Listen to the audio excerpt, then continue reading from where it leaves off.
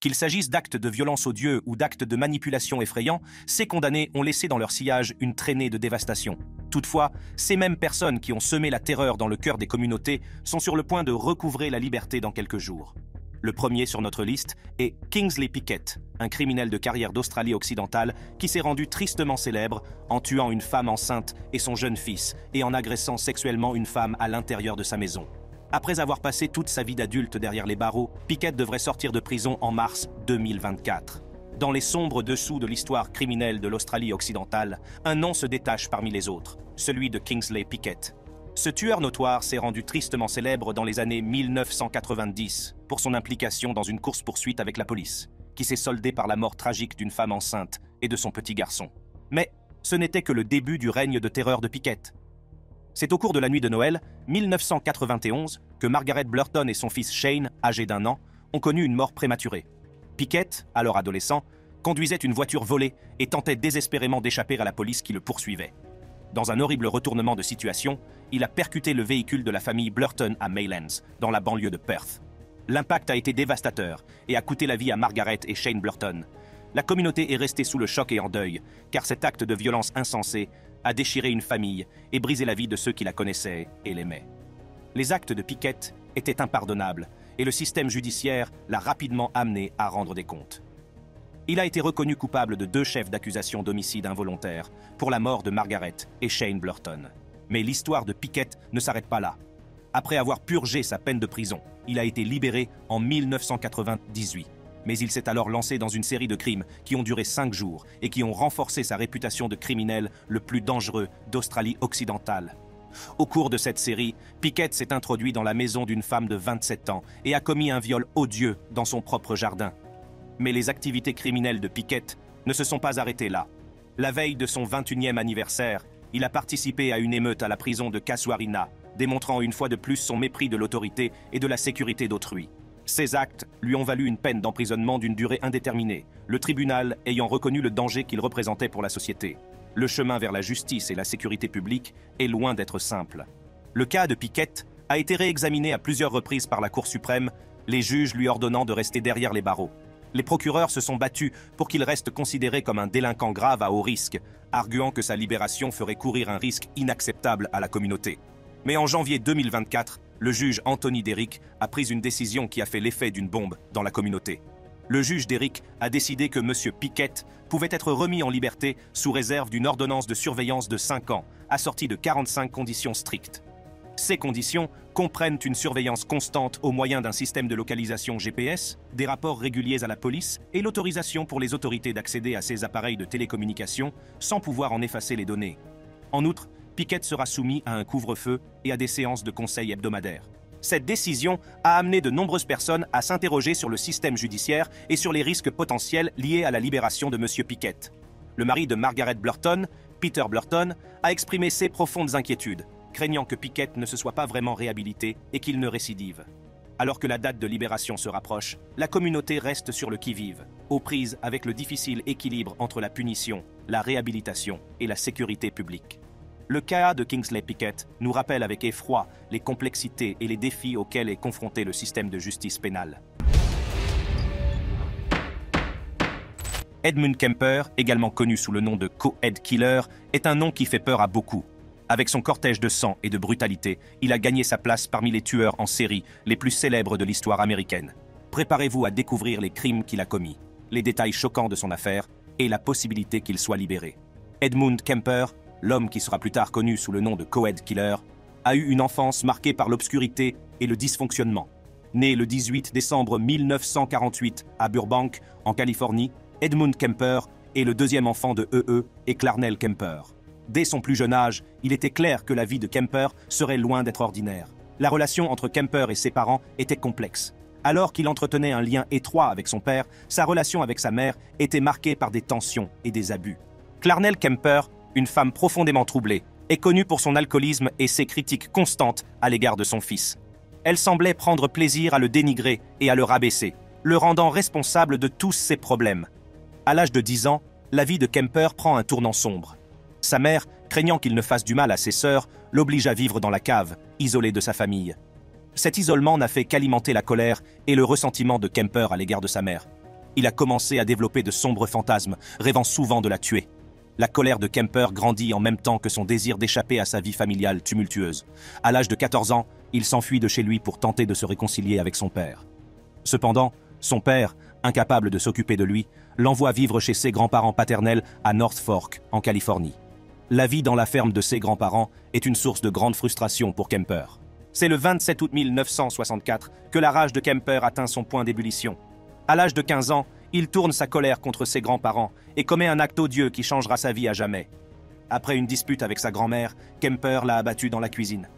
Lorsque son grand-père est rentré à la maison, Kemper est sorti et l'a abattu près de sa voiture, cachant ensuite le corps. Pour ces crimes, Kemper a été remis à l'autorité californienne de la jeunesse. C'est au cours de sa détention qu'il a subi une série de tests qui ont révélé son QI élevé, mais qui ont également permis de diagnostiquer une schizophrénie paranoïde. En conséquence, il a été envoyé à l'hôpital d'État d'Atascadero, un établissement de haute sécurité pour les condamnés souffrant de troubles mentaux. Après avoir passé des années à l'hôpital d'État d'Atascadero, Edmund Kemper a été libéré à l'âge de 21 ans. Malgré les recommandations de ses médecins, qui estimaient qu'il n'était pas sûr pour lui de vivre avec sa mère en raison des abus qu'elle avait subis et des problèmes psychologiques qu'il éprouvait à son égard, Edmund Kemper a décidé de rejoindre sa mère à Santa Cruz, en Californie. Après sa libération, Kemper a tenté de se réinsérer dans la société. Il a fréquenté un collège communautaire pendant un certain temps et a occupé divers emplois, essayant de trouver sa place dans le monde. Cependant, la noirceur qui sommeillait en lui était loin d'être éteinte. L'année 1972 marque le début du règne de terreur de Kemper. Il prenait des femmes en autostop, ciblant les étudiantes vulnérables qui cherchaient simplement à se faire conduire. Kemper avouera plus tard avoir poignardé et étranglé ces jeunes femmes avant de ramener leur corps dans son appartement. Là, il s'est livré à des actes de nécrophilie et de démembrement innommables. Le règne de la terreur prend finalement fin en avril 1973 lorsque Kemper tourne sa rage vers sa cible ultime, sa mère. Le vendredi saint, il l'attaque pendant son sommeil, la frappe à la tête avec un marteau, puis lui tranche la gorge avec un couteau. La haine de Kemper pour sa mère atteint son paroxysme lorsqu'il mutile son corps, allant même jusqu'à lui retirer le larynx et à le jeter dans le broyeur d'ordures. La capture d'Edmund Kemper en 1973 a marqué le début d'une bataille juridique qui allait révéler toute l'étendue de ses crimes odieux. Accusé de 8 chefs d'accusation de meurtre au premier degré, Kemper a été jugé pour ses actes brutaux. Au cours du procès, Kemper a témoigné à la barre sur les raisons qui l'ont poussé à commettre ces meurtres. Il a affirmé qu'il avait tué ses victimes en raison d'une haine tordue pour sa mère.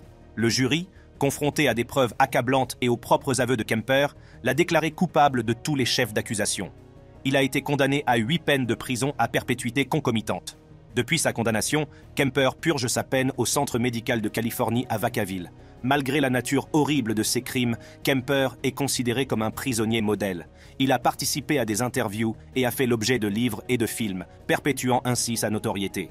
Depuis qu'il est derrière les barreaux, Kemper s'est vu refuser la liberté conditionnelle à plusieurs reprises. La Commission des libérations conditionnelles a estimé qu'il constituait une menace permanente pour la société, en raison de la gravité et de la brutalité de ses crimes. Sa prochaine éligibilité à la libération conditionnelle est fixée à juillet 2024, mais les chances qu'il soit libéré restent minces. Ensuite, nous nous pencherons sur le cas effrayant de David Berkowitz, également connu sous le nom de Fils de Sam, et de tueur au calibre 44. Le règne de terreur de Berkowitz à la fin des années 1970 a paralysé la ville de New York. Aujourd'hui, des décennies plus tard, l'histoire connaît un rebondissement choquant. Berkowitz, le condamné le plus dangereux de son époque, doit être libéré sur parole cette année. Dans cette vidéo, nous examinerons les crimes qui ont rendu Berkowitz célèbre, l'impact qu'il a eu sur la société et la possibilité controversée de sa libération.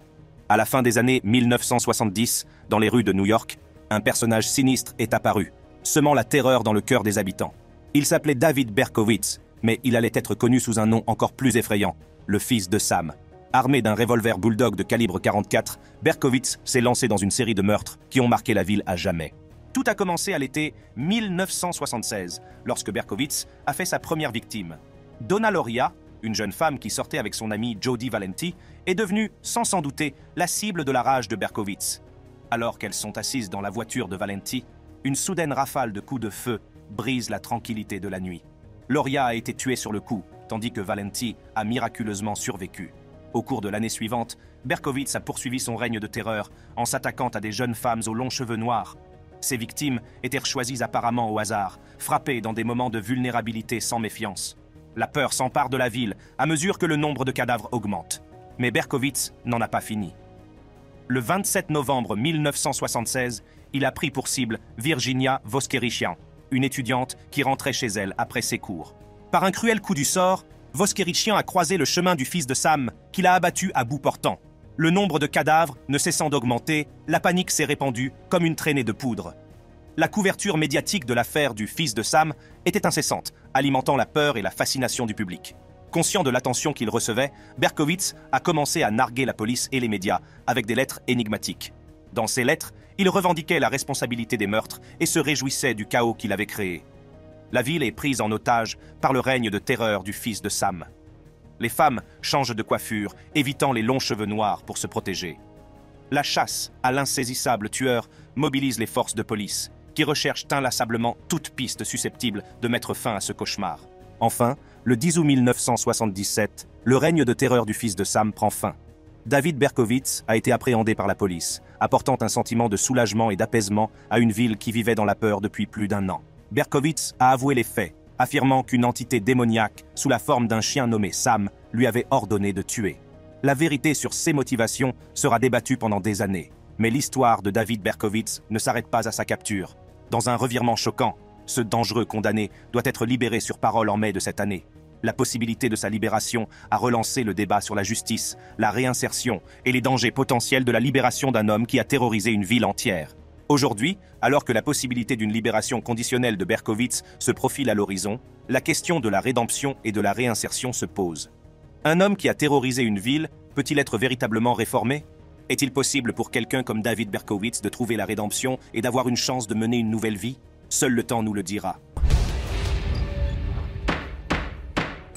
La mort de Selena Quintanilla a bouleversé l'industrie musicale, d'autant plus qu'elle a été tuée par balle en 1995, 2 semaines avant son 24e anniversaire. Le tueur ? Yolanda Saldivar, présidente du fan club de la chanteuse. Alors que l'éligibilité à la libération conditionnelle du plus dangereux des condamnés se profile à l'horizon, le public se demande si justice sera vraiment rendue. Rejoignez-nous pour explorer l'histoire choquante de Yolanda Saldivar et la décision de libération conditionnelle qui a captivé la nation. Tout a commencé à San Antonio, au Texas, où Yolanda Saldivar, une infirmière diplômée, allait bientôt se retrouver mêlée à la vie de Selena Quintanilla, la superstar montante du Tejano. Née le 19 septembre 1960, Yolanda Saldivar ne se doutait pas que son chemin croiserait celui d'une icône musicale. Après avoir assisté à l'un des concerts électrisants de Selena, Madame Saldivar a été captivée par son talent et son charisme. Forte de son admiration, elle a contacté le père de Selena, Abraham Quintanilla, avec une idée ambitieuse. Elle propose de créer un fan club dédié à Selena, un moyen pour les fans de se connecter et de montrer leur soutien à la jeune star. Personne ne se doutait que ce fan club apparemment innocent deviendrait le catalyseur d'une série d'événements tragiques. En tant que présidente du fan club, Saldivar s'est rapidement infiltrée dans la vie de Selena, devenant l'une de ses amies les plus proches et une associée de confiance. Sa nouvelle position lui permet d'avoir accès au cercle intime de Selena, y compris à sa famille et à ses affaires. Selena, connue pour sa gentillesse et sa confiance, a accueilli Saldivar à bras ouverts. Les deux hommes ont noué des liens qui allaient au-delà de la relation typique entre un artiste et un fan. Saldivar est devenue une partie intégrante de la vie de Selena, gérant ses 2 boutiques de vêtements, Selena, etc., et ayant même accès à ses comptes bancaires professionnels. Cependant, au fil du temps, les proches de Selena ont commencé à remarquer un changement dans le comportement de Saldivar. Martin Gomez, le créateur de mode de Selena, a révélé le côté sombre de leur relation de travail. Il s'est souvenu d'incidents au cours desquels les vêtements sur lesquels il avait travaillé étaient mystérieusement endommagés ou modifiés, ce qui l'a amené à s'interroger sur les motivations de Saldivar. Malgré ces signes avant-coureurs, personne n'aurait pu prédire la tournure tragique que prendraient les événements. Au début de l'année 1995, le père de Selena, Abraham, a commencé à avoir des soupçons sur les activités de Saldivar. Plusieurs employés se sont manifestés, affirmant qu'ils avaient des retards de paiement sur leurs fiches de paie, ce qui a conduit Abraham à soupçonner un détournement de fonds. Le 9 mars 1995, Abraham, Selena et sa sœur Suzette ont confronté Saldivar, l'accusant d'avoir volé l'argent des boutiques et du fan club. La confrontation a abouti au licenciement de Saldivar. 2 jours plus tard, Madame Saldivar a demandé un permis d'achat d'armes à feu, affirmant que des membres de la famille des malades mentaux avec lesquels elle travaillait avaient proféré des menaces à son encontre. Personne ne se doutait des véritables intentions qui se cachaient derrière cet achat. Le 31 mars 1995, Selena a accepté de rencontrer Saldivar dans un motel de Corpus Christi pour récupérer divers documents financiers que Saldivar avait encore en sa possession. Mais ce qui devait être une réunion de routine a pris une tournure effrayante. Saldivar, dans une tentative désespérée de retarder la remise des papiers, prétend qu'elle a été violée la nuit précédente. Selena, soucieuse du bien-être de son amie, a emmené Saldivar à l'hôpital pour qu'elle y soit examinée. Cependant, les médecins n'ont trouvé aucune preuve de viol. De retour au motel, la tension monte. Selena réclame à nouveau les papiers, sans se douter du danger qui l'attend. Dans un moment choquant et déchirant, Saldivar a sorti l'arme qu'elle avait achetée quelques jours auparavant et a tiré dans le dos de Selena, lui sectionnant une artère. Selena a été transportée d'urgence à l'hôpital, où elle a été déclarée morte à la suite d'une perte de sang et d'un arrêt cardiaque. Le meurtre de Selena Quintanilla a provoqué une onde de choc dans l'industrie musicale et a endeuillé les fans d'une icône bien-aimée. Les événements tragiques qui se sont déroulés changeront à jamais la vie des personnes impliquées, y compris celle de Yolanda Saldivar, qui devra faire face aux conséquences de ses actes. Après la fusillade, Madame Saldivar s'est enfermée dans son camion sur le parking du motel, menaçant de mettre fin à ses jours. Elle s'est finalement rendue aux autorités et a été arrêtée et accusée de meurtre au premier degré. Le procès s'est déroulé au tribunal pénal du comté de Harris à Houston, Texas, à partir du 9 octobre 1995. Saldivar a plaidé non coupable, ses avocats soutenant que le tir fatal était un accident et que Saldivar avait eu l'intention de se faire du mal et non de faire du mal à Selena. La famille et les fans de Selena attendaient avec impatience le verdict, espérant que justice soit faite. Le 23 octobre, le verdict est tombé. Yolanda Saldivar a été reconnue coupable de meurtre. Le sort de Yolanda Saldivar était scellé et le système judiciaire allait déterminer la peine appropriée pour son acte odieux. Ce jour-là, Yolanda Saldivar a été condamnée à la prison à vie, avec possibilité de libération conditionnelle dans 30 ans. Saldivar a été transférée à l'unité Patrick O'Daniel de Gatesville, au Texas, où elle a commencé à purger sa peine de prison à perpétuité. Cette prison, gérée par le département de la justice pénale du Texas, est devenue son nouveau domicile. Au fil des années, l'infamie de Saldivar s'est accrue et la curiosité du public pour son sort est restée intacte. Aujourd'hui, alors que la date d'admissibilité à la libération conditionnelle approche, la question se pose. Yolanda Saldivar sera-t-elle relâchée dans la société ? Selon le département de la justice pénale du Texas, Madame Saldivar pourra bénéficier d'une libération conditionnelle le 30 mars 2025, soit exactement 30 ans après le début de sa peine. La décision est entre les mains de la Commission des libérations conditionnelles, qui examinera attentivement sa conduite et ses efforts de réinsertion. La décision de libération conditionnelle à venir a suscité un regain d'intérêt pour l'affaire, le public étant divisé sur la question de savoir si M. Saldivar devrait être libéré. Alors que la date d'admissibilité à la libération conditionnelle approche, le public se demande ce que l'avenir réserve à Yolanda Saldivar. Va-t-elle bénéficier d'une libération conditionnelle et réintégrer la société ? La décision est entre les mains de la Commission des libérations conditionnelles, qui évaluera soigneusement sa conduite et ses efforts de réinsertion. Ensuite, nous nous pencherons sur le cas effrayant de Luke Mitchell, un nom qui fait frémir ceux qui se souviennent du meurtre brutal de Jody Jones, qui a bouleversé une communauté. Dans cette vidéo, nous allons explorer les détails troublants du crime de Mitchell, son récent transfert dans une prison de haute sécurité et les nouvelles de sa potentielle libération dans les années à venir. Préparez-vous à un récit captivant qui vous amènera à vous interroger sur les limites de la justice et les complexités de la réhabilitation. Dans la paisible ville de Dalkeith, en Écosse, un crime horrible s'est déroulé, qui a changé à jamais la vie des personnes impliquées. C'est en 2003 que Jody Jones, 14 ans, est retrouvée sauvagement assassinée dans un bois près de chez elle. Jody Jones est retrouvée sauvagement assassinée dans un bois près de chez elle. Le choc et l'incrédulité qui se sont emparés de la communauté étaient palpables, les habitants ayant du mal à comprendre l'acte odieux qui venait d'être commis. Âgé d'à peine 14 ans, Luke Mitchell était le petit ami de Jody au moment du meurtre.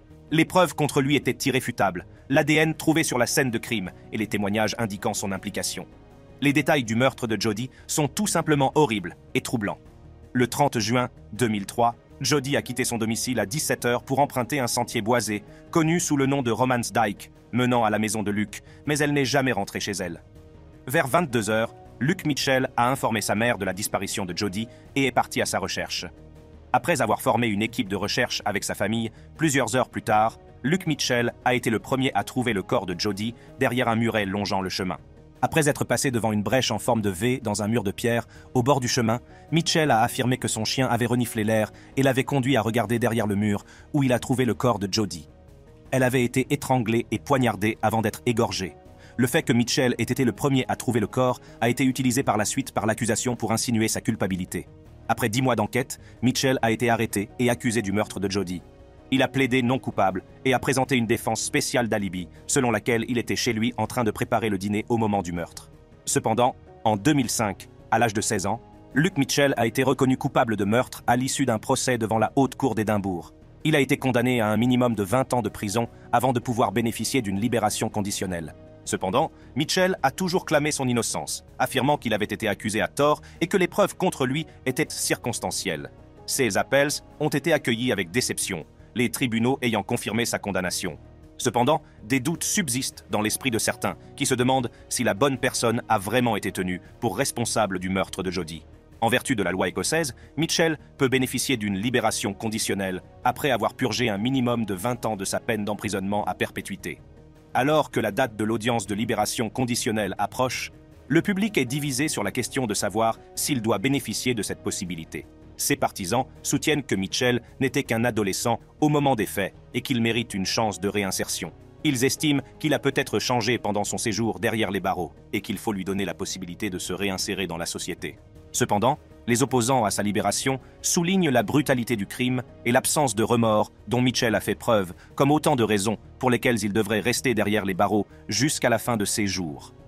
La décision relative à la libération conditionnelle de Mitchell incombera en dernier ressort à la Commission des libérations conditionnelles d'Écosse. Elle examinera attentivement tous les facteurs pertinents, y compris le comportement de Mitchell en prison, son degré de remords et le risque potentiel qu'il représente pour la communauté s'il est libéré. L'issue de cette décision aura sans aucun doute des conséquences importantes pour Mitchell et pour la communauté touchée par le meurtre de Jody. Dans la petite ville de Chillicothe, dans l'Ohio, un nom fait frémir les habitants, Thomas James McCrae. Avec un passé criminel effrayant comprenant des vols aggravés, des enlèvements, des viols, des homicides involontaires et des mises en danger d'enfants, le nom de McCrae est devenu synonyme de terreur. La libération imminente de McCrae a suscité la peur et l'incertitude au sein de la communauté. Préparez-vous à plonger dans le monde sombre et tordu de Thomas James McCrae, un homme dont la libération laissera sans aucun doute une marque durable sur la ville qui a tremblé en sa présence. Dans la ville tranquille de Chillicothe, dans l'Ohio, la tranquillité a été brisée en ce jour fatidique d'avril 2001. Deux pêcheurs, qui lançaient leur ligne le long des rives sereines de la rivière Scioto, sont tombés sur une scène qui allait les hanter pour le reste de leur vie. Alors qu'ils suivent un sentier de terre, leurs yeux s'écarquillent d'horreur lorsqu'ils tombent sur un enfant de 2 ans, seul et attaché dans un siège auto. L'enfant avait enduré une nuit de froid glacial, abandonné dans l'obscurité. Les pêcheurs n'ont pas perdu de temps et ont immédiatement alerté les autorités. Les agents du bureau du shérif du comté de Ross se sont précipités sur les lieux et ont découvert, au bout du sentier, caché sous des rochers et partiellement immergé dans l'eau, le corps sans vie de Stephanie Evans, 21 ans, la mère de l'enfant abandonné. Selon le coroner du comté de Montgomery, Evans est décédé d'un traumatisme crânien par objet contondant. Les détails du meurtre font froid dans le dos. Les inspecteurs du bureau du shérif ont révélé qu'Evans avait été ligotée, les mains attachées dans le dos, et qu'elle n'était que partiellement vêtue. Les adjoints, ainsi que des agents du bureau des enquêtes criminelles, ont méticuleusement passé au peigne fin la scène de crime, à la recherche de preuves ou d'indices qui pourraient les conduire à la personne responsable de la mort d'Evans. Pendant ce temps, la recherche de réponses s'étendait au-delà de la scène de crime. Un véhicule appartenant à Evans a été découvert à Columbus, son intérieur ayant été carbonisé par un incendie délibéré. Malgré la destruction, les enquêteurs ont pu récupérer des empreintes digitales et de l'ADN essentiel, fournissant un lien vital dans la chaîne de preuves et conduisant à l'identification d'un suspect, Thomas James McCrae. Après l'identification d'un suspect, une chasse à l'homme sans relâche a été lancée pour traduire Thomas James McCrae en justice.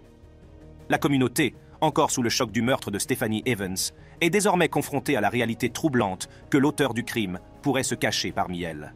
Mais malgré les efforts inlassables des forces de l'ordre, une année s'est écoulée sans qu'aucune avancée significative n'ait été réalisée dans la capture de McCrae. C'est comme s'il s'était volatilisé, laissant la communauté à bout de nerfs et en quête désespérée de réponses. Tout a changé lorsque l'émission America's Most Wanted a diffusé un épisode spécial en 2002. L'émission, connue pour ses reconstitutions d'affaires de fugitifs et sa ligne téléphonique d'urgence, a apporté une lueur d'espoir. La petite amie actuelle de McCrae, qui avait regardé l'épisode, a reconnu l'homme qu'elle connaissait comme étant Jason Williams. Elle s'est courageusement manifestée et a contacté la police, fournissant les informations cruciales qui allaient conduire à l'arrestation de McCrae. Il a été révélé que McCrae avait été appréhendé dans une prison canadienne où il purgeait une peine pour vol et entrée par effraction.